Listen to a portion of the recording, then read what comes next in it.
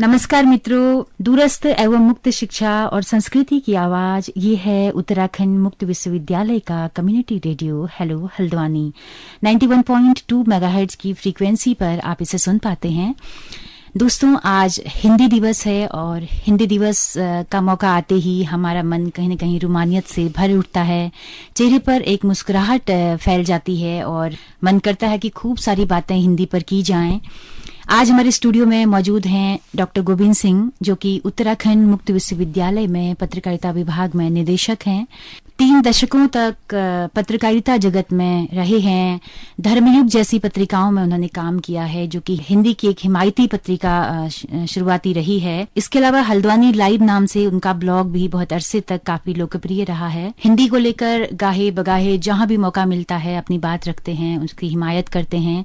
तमाम सारे मंचों से हिंदी पर बात कर चुके हैं। तो आज इसी बहाने हम लोग हिंदी पर कुछ बातें करेंगे। गोविंद सिंह जी, आपका बहुत बहुत स्वागत है इस स्टूडियो में, प्रोग्राम में। धन्यवाद सुनीता जी, बहुत बहुत शुक्रिया आपका। सर, हिंदी को लेकर बहुत सारी बातें होती हैं। हम थोड़ा सा ये बात करना चाहते हैं कि हिंदी आज कहाँ है। सोशल मीडिया प्लेटफॉर्म्स ने भी हिंदी को एक नया मंच दिया है, एक बहुत लोकप्रियता तक हिंदी पहुंची है उनके माध्यम से। आप क्या मानते हैं, अभी हिंदी पर हम बहुत ज्यादा रोना रोएं या फिर उसकी खुशहाली पर जो बढ़ रही है आगे को, उस पर हम उसका जश्न मनाएं? दोनों बातें हैं। बहुत अच्छा सवाल आपने किया। थोड़ा सा उसकी पृष्ठभूमि में जाना पड़ेगा, क्योंकि हिंदी जो है वो यदि रोने वाली बात है तो इसलिए थोड़ा सा रोने का मन करता है, क्योंकि जो हिंदी को संविधान से दर्जा प्राप्त हुआ है वो उसको ठीक से मिला नहीं है, उसको पूरी तरह से कार्यान्वित नहीं वो एक तरह से हो पाया है। संविधान का अनुच्छेद 343 है, जो कहता है कि हिंदी संघ की राजभाषा होगी और साथ में अंग्रेजी जो है वो सह राजभाषा होगी। ये 1948-49 की बात है, जब संविधान बना होगा तब ये कहा गया, और फिर 15 साल का समय दिया गया कि 15 साल तक ये सह राजभाषा अंग्रेजी रहेगी, लेकिन उसके बाद जो है हिंदी जो है राजभाषा हो जाएगी। और जो हिंदी है, हिंदी में तब तक इतना सामग्री तैयार कर ली जाएगी, एक टेक्स्ट बुक खास करके हिंदी माध्यम करने के लिए सारा का सारा जो डॉक्यूमेंटेशन है वो अंग्रेजी की बजाय हिंदी में हो जाएगा इन 15 वर्षों में, और फिर उसके बाद हिंदी लागू हो जाएगी। तो ये 1949 में कहा गया था। 14 सितंबर 1949 को पास हुआ था संविधान सभा में, इसीलिए 14 सितंबर को हम लोग हिंदी दिवस के रूप में मनाते हैं। आगामी 15 साल फिर किस तरह के गुजरे? फिर उसके बाद जो है आगामी 15 साल जो है वो किसी ने उसकी तरफ ध्यान नहीं दिया, विशेष ध्यान नहीं दिया।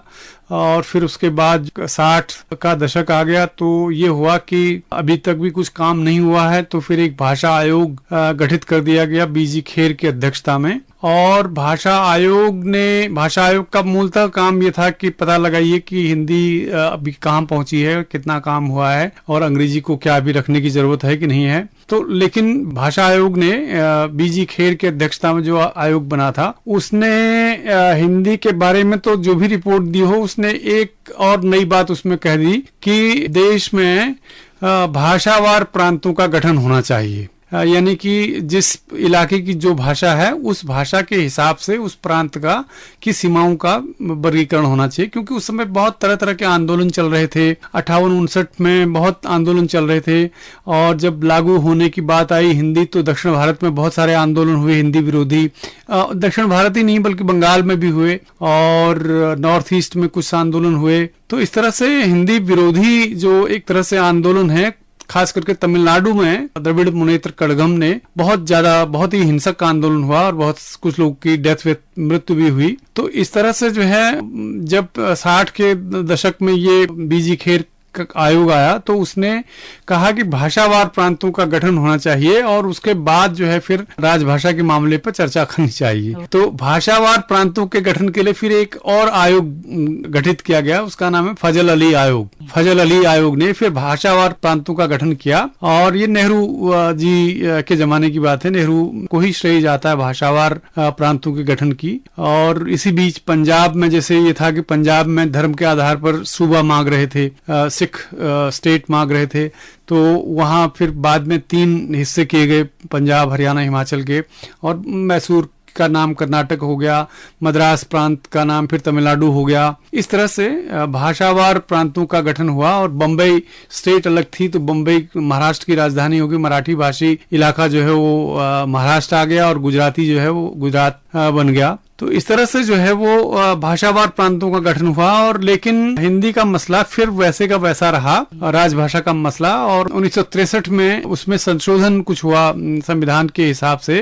एक राजभाषा एक्ट बना, राजभाषा कानून अधिनियम, तो एक्ट बना। तो एक्ट ने उसको फिर जारी रखा आगे, जब तक हिंदी में व्यवस्था नहीं हो जाती है तब तक उसको जारी रखा गया। और इस बीच और आंदोलन हुए, मतलब एक तरह से पॉलिटिकली जो है वो आंदोलन करवाए जा रहे थे। आपको जानकर हैरानी होगी कि संविधान सभा में राजा जी जो है हिंदी के समर्थन में थे और रामास्वामी नायकर जो तमिल थे, बहुत बड़े लीडर थे द्रविड़ एक तरह से मूवमेंट के, रामास्वामी नायकर ने हिंदी का पक्ष लिया संविधान सभा में। संविधान सभा में सर्वसम्मत से हिंदी का मसला पास हुआ। हालांकि उससे पहले कांग्रेस में जब बात चल रही थी, कांग्रेस में पहले संविधान सभा में ले जाने से पहले कांग्रेस कार्य समिति की बैठक में इस बात पर जो है वो चर्चा हुई पहले कि क्या किया जाए संविधान में ताकि वहां पर मतभेद ना हो। इसलिए वहां जो है वहां वोटिंग हुई कांग्रेस में और कांग्रेस में एक वोट से जो है वो हिंदी जीती। और ये नहीं था कि हिंदी को बनाया जाए या न बनाया जाए, ये था कि हिंदी या हिंदुस्तानी, यानी उर्दू मिश्रित हिंदुस्तानी और संस्कृत निष्ठ हिंदी। हिंदी जो आज जो स्वरूप है वो एक तरह से, आज तो खैर टेलीविजन की वजह से काफी कुछ बदल चुका है, लेकिन थोड़ा संस्कृत बैकग्राउंड वाली हिंदी ये मामला था। तो हिंदी बने या हिंदुस्तानी बने, इस बात को लेकर के मतभेद हुआ कांग्रेस में। ये बनाम हो गया था। हाँ, हिंदी बनाम हिंदुस्तानी, उर्दू फारसी मिक्स वाली हिंदुस्तानी। हाँ, या फिर संस्कृत निष्ठ हिंदी। हाँ जी। तो और लिपि भी दोनों ही मतलब था उसमें, अरबिक नस्तालिक लिपि उसको बोलते हैं, लिपि भी वही थी वो, और प्लस देवनागरी, दोनों लिपियों की बात थी। तो इसके पक्षधर जो थे वो थे जवाहरलाल नेहरू हिंदुस्तानी के, और जो हिंदी के पक्षधर थे वो थे सेठ गोविंद दास और पुरुषोत्तम दास टंडन। तो इन दोनों का एक ग्रुप हो गया और नेहरू का एक ग्रुप हो गया। जब मतभेद हुए, जब वोटिंग होने लगी, तो उस समय जो है वोटिंग उस तरह से नहीं होती थी, तो ये कहा गया कि आप दोनों जो ग्रुप के लोग हैं वो अलग अलग, जो लोग नेहरू के पक्ष, हिंदुस्तानी के पक्ष में, वो नेहरू जी की तरफ खड़े हो जाएं, जो लोग हिंदी के पक्षधर हैं वो टंडन जी की तरफ हो जाएं। तो दोनों की संख्या बराबर हो गई, और दोनों की संख्या बराबर हो गई। उसमें से एक आदमी थे कमलापति त्रिपाठी। कमलापति त्रिपाठी जो है वो बहुत जूनियर थे उस समय, बहुत ही कम उम्र के युवा एक तरह से सांसद थे। तो कमलापति त्रिपाठी बोलते हैं कि मैं नेहरू जी की तरफ था, क्योंकि नेहरू जी हमारे लिए बहुत आदरणीय आदमी थे और उन्हीं का मान सम्मान था, मतलब उन्हीं के कहने से सब कुछ होता था। मैं नेहरू जी की तरफ था, लेकिन आत्मा मेरी जो है वो टंडन जी के साथ थी। तो फिर बोले कि जब एक ऐसा मौका आया कि जब दोनों बराबर हो गए और उसके बाद जो है ऐसा लगा कि हिंदी का मामला जो है हट जाएगा, तो कमलापति त्रिपाठी चुपचाप नेहरू जी की तरफ से सरक करके टंडन जी की तरफ आ गए। तो एक वोट से कांग्रेस पार्टी के अंदर, क्योंकि ज्यादातर लोग वही संविधान सभा में भी थे, मतलब कोई बहुत ज्यादा उस समय पार्टियां थी नहीं, तो इसलिए जो है फिर संविधान सभा में दूसरे दिन पास हो गया, हिंदी सर्वसम्मत से राजभाषा बनी। और इसमें मतलब हालांकि हिंदुस्तानी भी साथी है, हम कोर्ट कचहरी की भाषा देखते हैं। हाँ, बिल्कुल चली रहा, लेकिन वो बनी नहीं, मतलब उसको ऑफिशियली जो है हिंदी नाम दिया गया। देवनागरी लिपि में अंतर्राष्ट्रीय अंक जो है वो अंक बने डिजिट्स बने, और देवनागरी लिपि के साथ हिंदी जो है वो राजभाषा बनाई गई। तो ये जो है एक तरह से, तो मुझे लग रहा है काफी दुर्लभ किस्सा आपने सुनाया है। हाँ बिल्कुल, ये हम सुन रहे हैं बारीक तरीके से कि कैसे जो हिंदी की लड़ाई संघर्ष का इतिहास जो है वो सब किताबों में ये थोड़ा थोड़ा मिलता है। हालांकि मैंने ये वाला मामला तो कमलापति त्रिपाठी की जीवनी से पढ़ा है। तो इस तरह से जो है वो हिंदी का मामला बहुत ही रोचक रहा। लेकिन मैं कहना ये चाहता था कि जो संविधान सभा के लोग थे, जो जिन्होंने खास करके हिंदी का समर्थन किया उस वक्त, उसमें सुनीति कुमार चटर्जी थे, जो बहुत बड़े भाषा वैज्ञानिक थे और बंगला के बहुत बड़े पैरोकार थे। और रामास्वामी नायकर, मैंने बताया आपको, राजा श्री राजगोपालाचारी, ये बहुत बड़े स्टालवर्ट्स थे उस समय के। और इन लोगों ने सबने हिंदी का समर्थन किया। और फिर ये हुआ कि हिंदी जो है राष्ट्रभाषा जैसा शब्द हम नहीं लिखेंगे, 8वां शेड्यूल रखेंगे। 8वां शेड्यूल में जितनी भी भाषाएं, भारतीय भाषाएं हैं, वो सब एक तरह से सभी भारतीय भाषाएं राष्ट्रीय भाषाएं होंगी और हिंदी को राजभाषा बना देते, क्योंकि ये सभी मध्य भारत की भाषा है और लगभग सबसे ज्यादा इलाके में हिंदी प्रदेश जो बहुत बड़ा है, करीब 9-10 राज्य हैं, उसमें ज्यादातर बोली जाती है। और फिर बहुत सारे राज्य ऐसे हैं जहां वो समझी जाती है बहुत अच्छी तरह से, जैसे महाराष्ट्र है, गुजरात है, पंजाब है, इस तरह के जो राज्य थे। सर, उस समय का अब राजभाषा बना दिया हिंदी को, लेकिन उसके बाद इस पर इस दिशा में क्यों नहीं काम हुआ? उस दिशा में उस समय बहुत कम ही तबका होगा जो अंग्रेजी बोलता है, जिसपे अंग्रेजीदा जो हम कहते हैं, वो खास एलीट क्लास रहा होगा। बाकी एक बड़ा व्यापक जनता जो है वो हिंदी पट्टी की थी। बिल्कुल। तो ये था कि डिसीजन मेकिंग में उस तरह के लोग नहीं आ पाए, क्या रहा? उसका कारण शायद एक ये जो बताया जाता है, मतलब जो एक तरह से मतलब स्पष्ट रूप से कहीं मिलता नहीं है, लोग कयास लगाते हैं कि चूंकि नेहरू जी एक तरह से हार गए संविधान, वो कांग्रेस के अंदर, वहां जो है इसलिए उन्होंने ठीक से इसको बहुत तवज्जो नहीं दी इसको लागू करने में। हालांकि उन्होंने बहुत सारे हिंदी के समर्थन में बातें कही हैं और बहुत सारे उनके कोट्स ऐसे हैं जो हिंदी का बहुत समर्थन करते हैं, लेकिन वो मतलब आसान वाली हिंदी चाहते थे, हिंदी जिसमें उर्दू के शब्द भी मिले जुले हों, अंग्रेजी के भी हों, इस तरह का सारी भाषाओं का समावेश की बात है। प्रोग्रेसिव किस्म के आदमी थे, तो ये वो इस तरह का चाहते थे। कहीं ऐसा तो नहीं हुआ कि इस संस्कृत निष्ठता ने ही, या फिर जो कठिनता है एक हिंदी की, उसने ही इसको पछाड़ दिया? एक तरह से लोग डरने लगे, कतराने लगे कठिन शब्दों से। कठिन शब्द से इसको प्रचारित ज्यादा किया गया। असल में कठिन शब्द वाला मामला भी नहीं है, और ये बेसिकली जो अनुवाद वाली जो भाषा है, वो होने के कारण हिंदी में कठिनाई जो आई वो अनुवाद की रूखी सूखी भाषा के कारण आई। अनुवाद की कोई भी भाषा होगी, चाहे वो कितनी ही श्रेष्ठ हो, लेकिन वो यदि वो ठीक से अनुवाद नहीं होता है तो वो रूखी होती है, वो बिल्कुल पठनीय नहीं होती है। तो वो लय उससे हट जाती है, उससे लय हट जाता है। खास करके मैं ये बताना चाहता था, वो थोड़ा उसका जो इतिहास जो बैकग्राउंड है वो छूट गई है। मतलब 63 में राजभाषा एक्ट बना, उसमें ये हुआ।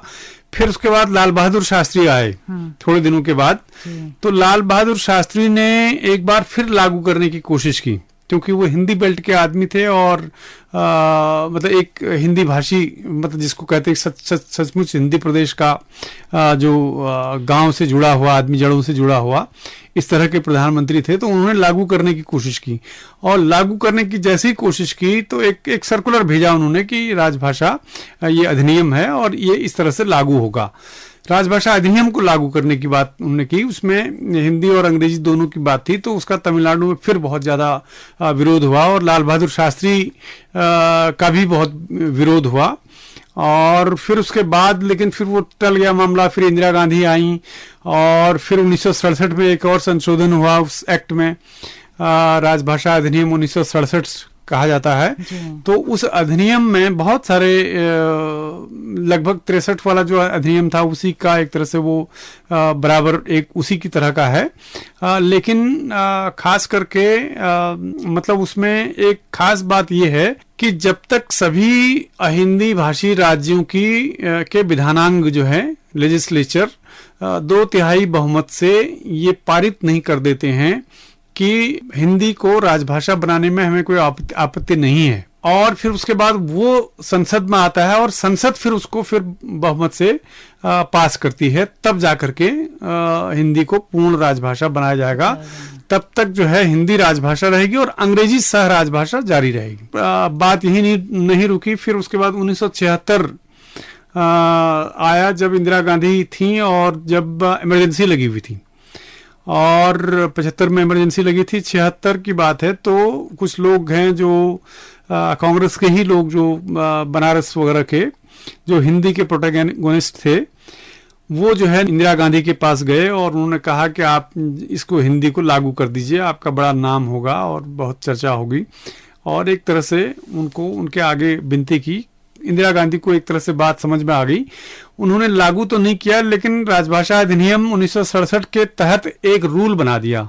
ऑफिशियल लैंग्वेज रूल्स बोला जाता है 1976 को। उस रूल के हिसाब से लागू कर दिया गया हिंदी को। क्या रूल था वो उस रूल में द्विभाषीकरण, एक तरह से 1967 के जो कानून था उसको लागू कर दिया। और हिंदी ये जो द्विभाषीकरण था, ये द्विभाषीकरण 76 तक भी अनिवार्य नहीं था। मतलब दोनों भाषाओं में जारी होंगे डॉक्यूमेंट्स, और चिट्ठी पत्राचार जो है वो दोनों भाषाओं में होगा, और हिंदी प्रदेश में हिंदी में होगा, और अहिंदी प्रदेश में कुछ परसेंटेज उसका रख दिया गया, 10%, 20%, 30%, ये इस तरह से लागू होगी हिंदी करके। ये 1976 के नियम के बाद जो है ये हिंदी एक तरह से द्विभाषीकरण जो है देश में शुरू हुआ।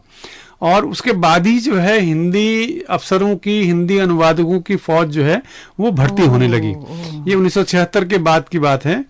और ये भी आपको एक थोड़ा दिलचस्प किस्सा है, बता दूं कि कब जो है हिंदी का पहला हिंदी अधिकारी भर्ती हुआ। ये 1952 की बात है, 52 या 50 की बात होगी मेरे ख्याल से। जब पहली बार जो है जब राजदूत नियुक्त किए जाने लगे, जब भारत पूरी तरह से अपना गणतंत्र बन गया, राजदूत जगह जगह भारत के अपने पहुंचे। और उसी में विजय लक्ष्मी पंडित, जो जवाहरलाल नेहरू की बहन, छोटी बहन थी, उनको जो है सोवियत संघ का राजदूत बनाया गया। तो सोवियत संघ जब उनको भेजा गया, तो तब तक हमारे सोवियत संघ से रिलेशन बहुत अच्छे नहीं थे। हालांकि नेहरू जी का बैकग्राउंड थोड़ा सोशलिस्टिक था, लेकिन फिर भी वो लोग हम लोग को बहुत ज्यादा भाव नहीं देते थे। सोवियत संघ जो है बहुत ज्यादा नहीं मानता था। तो जो चिट्ठी जो भेजी, मतलब परिचय पत्र जो भेजा गया, क्रेडेंशियल्स उसको बोलते हैं, तो राजदूत ने जाकर के वहां अपना परिचय पत्र दिया। तो मेरे ख्याल से स्टालिन तब थे वहां के राष्ट्रपति, स्टालिन थे या कोई और था, मतलब एग्जैक्ट नहीं कह सकता, लेकिन शायद स्टालिन ही थे। तो उन्होंने जब परिचय दिया गया तो उन्होंने कहा कि भाई ये जो लिखा गया है, जिस भाषा में लिखा गया है, वो भाषा न तो मेरी है और न मेरे ख्याल से आपकी है। आपके देश की भी भाषा ये नहीं है। ये तो फिर से जो है ऐसा लग रहा है कि अंग्रेजों की ही भाषा आ गई है। तो ये क्या बात हुई, तो हम तो इसको पहचानते नहीं। तो फिर जो है वो रिजेक्ट एक तरह से हो गए। और 3 दिन तक होटल में ही विजय लक्ष्मी पंडित ठहरी हुई थी। फिर एक चार्टर्ड प्लेन करके दिल्ली भेजा गया, और यहाँ से हिंदीकरण करके उसको द्विभाषी करके उसको सोवियत संघ भेजा के, मास्को भेजा गया। और तब जो है उन्होंने इसको एक्सेप्ट किया। तो ये तो पहला किस्सा है। और इस तो कौन थे वो अनुवादक? उसके अनुवादक नहीं थे असल में। उसके बाद ये जरूरत महसूस हुई कि विदेश मंत्रालय में एक आदमी ऐसा होना चाहिए जो हिंदी जानता हो। तो हरिवंश राय बच्चन जो है वो नेहरू जी के मित्र थे। उनकी पत्नी के साथ भी उनके ठीक ठाक, मतलब अच्छी मित्रता थी, ऐसा बताते हैं। तो हरिवंश राय बच्चन जो है अंग्रेजी के प्रोफेसर थे, इलाहाबाद में रीडर थे उस समय। तो उनको जो है बुला करके कहा गया कि आप अब ये काम संभालिए विदेश मंत्रालय का। हरिवंश राय बच्चन जो है वो पहले हिंदी अधिकारी माने जाते हैं। उनको डेजिग्नेशन दिया गया था OSD का, ऑफिसर ऑन स्पेशल ड्यूटी। लेकिन बहुत समय तक हरिवंश राय बच्चन वहां विदेश मंत्रालय में रहे। तो ये एक बड़ी दिलचस्प उसके साथ दुर्लभ वाकया है। कहानी जुड़ी हुई है। लगातार कई मंचों से इन बातों को बोलते रहे हैं। आप शायद मॉरिशस भी आप गए हैं? नहीं, मॉरिशस नहीं गए। मॉरिशस तो खैर जा नहीं पाए थे। हाँ, लेकिन विश्व हिंदी सम्मेलनों में मैं जाता रहा हूँ। जी। और जो भारत में, तो ये जो है खास करके जो उसका जो बैकग्राउंड है राजभाषा का, वो यही रहा। और उसके बाद 1976 के बाद हिंदी का द्विभाषीकरण, अंग्रेजी और हिंदी दोनों साथ साथ होने लगे। जगह जगह भारत सरकार के दफ्तरों में और तमाम पब्लिक सेक्टर अंडरटेकिंग्स में, दूतावासों में, सब जगह हिंदी अधिकारी भर्ती होने लगे। हिंदी अनुवादक, हिंदी सहायक, हिंदी टाइपिस्ट, हिंदी टाइपिंग मशीनें, हिंदी के कंप्यूटर, ये तमाम चीज़ें आज की तारीख में सब जगह पर, मतलब चाहे वो तमिलनाडु हो, चाहे बंगाल हो, चाहे नॉर्थ ईस्ट हो, हर जगह जहां भी भारत सरकार के दफ्तर हैं या भारत सरकार से सहायता प्राप्त जो भी दफ्तर हैं, वहां सब जो है वो ये इस रूप में लागू है। लेकिन असली समस्या ये है कि द्विभाषीकरण पूरी तरह से होता नहीं है। मतलब अंग्रेजी में काम हो जाता है और फिर जो है ये कहा जाता है दिखाने के लिए कि आप हिंदी में भी एक कॉपी बना करके इसकी फाइल कॉपी रख लीजिए, या फिर सिर्फ जो है अफसर साइन कर देगा हिंदी में साइन करना सिखा दिया जाता है अफसरों को हिंदी कार्यशाला में, और वो साइन कर देते हैं और वो हिंदी का पत्र मान लिया जाता है। ऊपर से जो है एड्रेस लिख दिया हिंदी में और विषय हिंदी में लिख दिया और बाकी मजमून पूरा अंग्रेजी में है और साइन जो है हिंदी में है, तो इसको हिंदी पत्र मान लिया जाता है, जो कि मेरे ख्याल से ठीक बात नहीं है। ऐसा नहीं होना चाहिए। इंदिरा गांधी ने जो संशोधन किया था 76 में कि द्विभाषीकरण होगा, वो अगर आज लागू होता है तो काफी हद तक सारे रूल रेगुलेशन जो है वो आम जनता तक पठनीय हो पाएंगे। आपका ये कहना है? बिल्कुल बिल्कुल बिल्कुल। यदि ये लागू हो जाता है द्विभाषीकरण की प्रक्रिया, तो निश्चित रूप से काफी सुधार आएगा। और इसका भी विरोध होता है असल में। अब जैसे देखिए, जो अभी नई शिक्षा नीति बनी है इसमें त्रिभाषा फॉर्मूले की बात हो रही है, तो इसका भी बहुत विरोध हो रहा है। हिंदी का असल में सबसे बड़ी समस्या ये है कि वो राजनीति का उसका एक हथियार उसको बना दिया गया, और अब वो हर जगह जो है मतलब खास करके अहिंदी क्षेत्रों में हिंदी एक राजनीति का हथियार बन गई है। बिल्कुल बिल्कुल। हिंदी प्रदेशों में नहीं है। ये समस्या ये है कि हिंदी प्रदेशों में भी यदि वो होती तो शायद हिंदी प्रदेशों में ही ठीक से लागू हो जाती, लेकिन यहाँ भी जो उच्च ब्यूरोक्रेसी है वो नहीं हिंदी को लागू करती है ठीक से। जैसे बांग्लादेश का जो गठन हुआ वो पूरा एक मातृभाषा आंदोलन था, तो ऐसा कोई बड़ा आंदोलन हिंदी को लेकर नहीं हुआ? हिंदी को लेकर के अखिल भारतीय अंग्रेजी हटाओ आंदोलन शुरू किया लोहिया जी ने, राम मनोहर लोहिया जी ने शुरू किया। और भारतीय जनसंघ का भी शुरुआत में ये था कि हिंदी हिंदू हिंदुस्तान, ये नारा हुआ करता था। और चरण सिंह की पार्टी भी जो है, जो अपने को जमीन से जुड़े हुए मानते थे उस समय के लोक दल, भारतीय क्रांति दल वगैरह, तो वो भी हिंदी की बात करते थे। लेकिन कोई बड़ा आंदोलन नहीं हुआ। हिंदी को लागू करने के लिए आंदोलन, अंग्रेजी हटाओ आंदोलन जरूर हुए। कई जगह अंग्रेजी के साइन बोर्ड पोतने वाले काम हुए लोहिया जी के समय में। मध्य भारत में, मध्य प्रदेश में, उत्तर प्रदेश में, दिल्ली में इस तरह के कुछ कुछ हुए हैं। लेकिन सचमुच जो बड़ा आंदोलन जिस तरह का पूरे हिंदी प्रदेश जिससे उद्वेलित हो जाए, ऐसा कोई आंदोलन हमारे यहाँ नहीं हुआ। और सबसे बड़ी समस्या उसके पीछे ये लगती है कि हिंदी जो है ना वो आज़ादी के आंदोलन के दौरान जो है वो विकसित हुई है एक लिंक लैंग्वेज के तौर पर, और हर एक की कोई न कोई बोली है, डायलेक्ट जो है, किसी न किसी की अपनी कोई भाषा है। मेरी कुमाऊनी है, किसी की गढ़वाली है, किसी की भोजपुरी है, किसी की मैथिली है, तो वो अपनी भाषा में ही कंफर्टेबल समझते हैं। वो हिंदी को मातृभाषा एक तरह से उस तरह से नहीं मानते। अब आज की तारीख में हिंदी भाषी लोगों की संख्या बहुत ज्यादा है, मतलब दुनिया में तीसरे नंबर के सबसे ज्यादा लोग बोले जाते हैं, बोलने वाले लोग खास करके।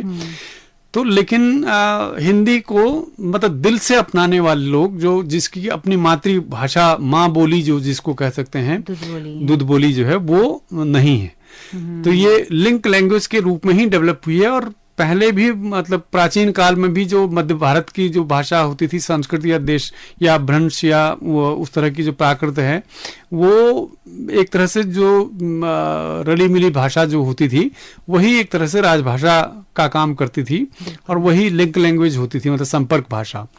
तो एक तरह से हिंदी बहुत बढ़िया संपर्क भाषा है आज की तारीख में भी। लेकिन एग्जैक्टली मातृभाषा जो है, जिसको माँ बोली कहते हैं, दूध बोली कहते हैं, उस रूप में न होने के कारण ये समस्या हुई कि कोई बड़ा आंदोलन हिंदी को लेकर के नहीं खड़ा हो सका। सर, जैसे एक बड़ी समस्या जो लगती है कि जैसे राजभाषा बना दिया गया, लेकिन वो जो हिंदी थी, वो हिंदी जो हम देखते हैं कि ऑफिस की भाषा है, बैंक की भाषा है, उससे तो हमें लगता है कि इंग्लिश अच्छी है। हाँ, तो इसीलिए क्यों नहीं हम उसका सरलीकरण कर पाए? सरल हिंदी क्यों नहीं हमने वो अनुवाद के कारण, क्योंकि पहले इंग्लिश में लिखा जाता है। कोई भी नया शब्द बनाना हो तो या कोई भी नया एब्रिविएशन हो या कोई भी नया जुमला हो, तो पहले अंग्रेजी में सोच लिया जाता है। कॉन्सेप्ट सोचने में बहुत टाइम लगाते हैं और अंग्रेजी में ही सोचा जाता है। तो उसके बाद जो है वो फिर हिंदी अधिकारी या हिंदी अनुवादक को दिया जाता है, जो कि उस सोचने की प्रक्रिया में कहीं नहीं है। उसको मालूम नहीं कि कहाँ क्या सोचा गया, कॉन्सेप्ट क्या है नहीं मालूम। एक प्राणहीन शब्द की तरह है वो। प्राणहीन शब्द है वो। इस वजह से हिंदी जो है बहुत ही खराब जो है भाषा बन गई। तो आपको लगता है कि बड़ी चुनौती है कि राजभाषा जो असली हकदार हिंदी होनी चाहिए राजभाषा की, वो हिंदी वहां तक पहुंचाई जाए, वहां पहुंचाई जाए। वो तो तब होगा, वो तब लागू होगी जब लोग खुद अपने काम हिंदी में करने लगेंगे। क्योंकि दफ्तर में, सरकारी दफ्तर में जाने के बाद जो हिंदी भाषी अफसर है वो भी हिंदी में काम नहीं करता है, जो कर्मचारी हैं वो भी हिंदी में काम नहीं करना चाहते, वो भी अंग्रेजी, चूंकि अंग्रेजी को वरीयता मिली है समाज में, अंग्रेजी का वर्चस्व है समाज में, तो हर आदमी अंग्रेजी में ही महारत हासिल करना चाहता है। जिस क्लर्क बनने के बाद एमए पास अंग्रेजी आदमी को भी ऑफिशियल लैंग्वेज इंग्लिश की सीखनी पड़ती है, चिट्ठी पत्री लिखनी बनानी वो सीखनी पड़ती है। तो वो उसी को हिंदी वाला आदमी होगा तो भी अंग्रेजी में ही सीखना चाहता, ताकि उस पर ये ठप्पा ना लग जाए कि वो हिंदी वाला है। और एक उपेक्षा का माहौल जो है हिंदी के प्रति जो व्यवस्था है उसकी तरफ से होने की वजह से ये कारण हुआ। और लोग हिंदी में ओरिजिनल काम नहीं करते हैं। ओरिजिनल काम यदि होने, ओरिजिनल काम मीडिया में होता है तो कितना देखिए आप कितना अच्छी हिंदी मीडिया की है। भावानुवाद मीडिया में करते हैं हम लोग, खबरों का अनुवाद करते हैं, लेखों का अनुवाद करते हैं, कविताओं का अनुवाद करते हैं, उसमें तो नहीं लगता है खराब भाषा। तो क्योंकि वो पहले भाव को समझ करके फिर हम अनुवाद करते हैं यहाँ, लेकिन वहां पर जो है वो भाव शून्य होकर के अनुवाद किया जाता है। बात आपने बताई, एक पॉइंट आउट किया, नोट की कहाँ पर गड़बड़ियां हैं। बिल्कुल बिल्कुल बिल्कुल। तो मुझे लगता है काफी अच्छी बातचीत ही रही है आज की, और बहुत ही दुर्लभ जानकारियां आपने हमारे श्रोताओं के लिए साझा की हैं। गोविंद जी, आपका बहुत बहुत शुक्रिया इतनी सारी अच्छी जानकारियां साझा करने के लिए। धन्यवाद धन्यवाद, बहुत बहुत शुक्रिया आपका। तो मित्रों, हिंदी दिवस के बहाने आपने बहुत सारी ऐतिहासिक जानकारियां दुर्लभ इस कार्यक्रम के जरिए सुनी प्रोफेसर गोविंद सिंह की जुबानी। उम्मीद है आपको ये कार्यक्रम पसंद आया होगा। दोस्तों, अगर पसंद आया हो तो अपना फीडबैक हमें जरूर दीजिएगा। हमारा यूट्यूब चैनल भी है हेलो हल्द्वानी नाम से, हमारा फेसबुक पेज है, हमारा मेल आईडी है hellohaldwani91.2@gmail.com। इन तमाम जरियों से आप अपना फीडबैक हम तक पहुंचा सकते हैं। दोस्तों, हेलो हल्द्वानी रेडियो एक सामुदायिक रेडियो है जिसकी पहुंच रेडियो में केवल हल्द्वानी शहर तक है। लेकिन घबराइए नहीं, अगर आप वाकई में हमारे रेडियो को सुनना चाहते हैं दूर दराज पहाड़ों तक या फिर देश के कोने कोने तक, तो आप गूगल प्ले स्टोर में जाकर हेलो हल्द्वानी ऐप को इंस्टॉल कर सकते हैं और सुबह 10:30 बजे से लेकर शाम 4:30 बजे तक 6 घंटा हमारी रेडियो सभा सुन सकते हैं। दोस्तों, हम लोग अपनी रेडियो सभा का दोहराव भी करते हैं। अगर आप दिन में हमारा रेडियो नहीं सुन पा रहे हैं तो शाम 5 बजे से लेकर रात 11 बजे तक भी ये सुविधा आपको उपलब्ध रहेगी। तो इसी के साथ अपनी रेडियो मित्र सुनीता भास्कर को दीजिए इजाजत। नमस्कार।